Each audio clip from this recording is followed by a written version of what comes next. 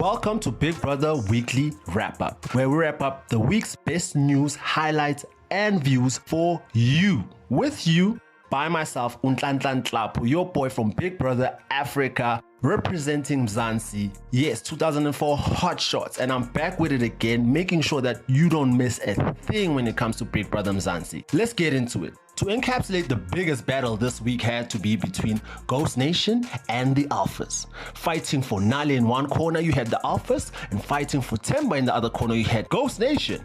Now, what was the fight about? No one has evidence of this fight. No one has the clip. We've been asking for a clip, but the debate goes on. Is Nale right in being intimidated by Themba? Did Themba really intimidate Nale? Or is Themba in his rights to deny that he intimidated Nale or had any intention to intimidate Nale, but subsequently apologized because he hurt her feelings in the altercation, which she doesn't even remember what words were used. Neither does Nale because she is not coming up front with them. Right. Moving on to another couple, leaving Beauty and the Beast behind. We've got BU and Venus, who've caused a few commotions in the house because the girls don't feel like they're getting any more attention from BU. They feel like he's on him all day, all night, every day, whatever chance he gets. As much as he does get time for Yoli, which we like to see him with. He's always playful.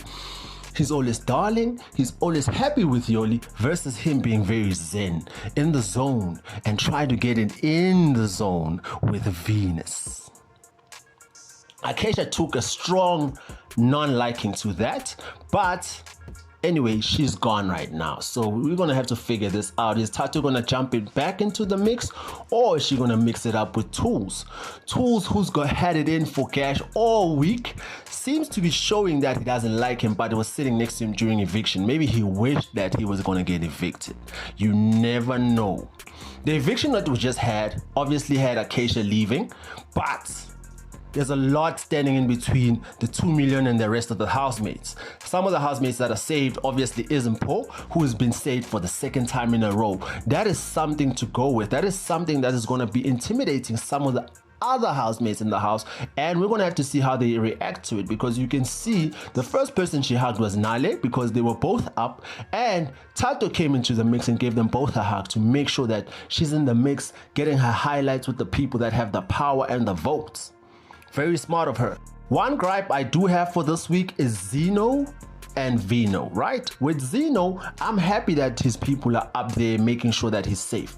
But I need him to be more active in the house. I need him to be more factional, I should say, more factional, because he's literally one of the people that is in the mix with everybody, which is what's going to get him into trouble at the end. He doesn't really have friends. He doesn't really have a mix. He's with the boys, he's with the girls. Where does he really stand, right? No one dislikes him, but hey, does everyone like him?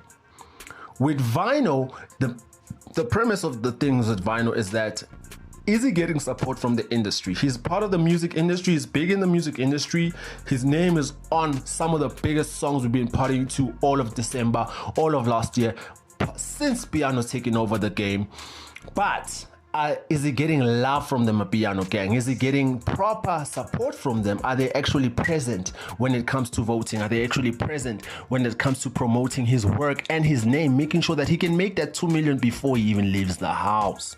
To close it off, I'd really like to get into some of what's happening in the house, some of the dynamics and relationships that are going on. I look at Libo and Mpo. What's going to happen with now that Mpo is safe again? What's going to happen with Ntabi? Ntabi staying in the house. Is she going to shake a few tables? Is she going to make sure she's a bit more relevant? Is she going to stay as active as she was during the past week? Because we really saw a different shade of who she is this week.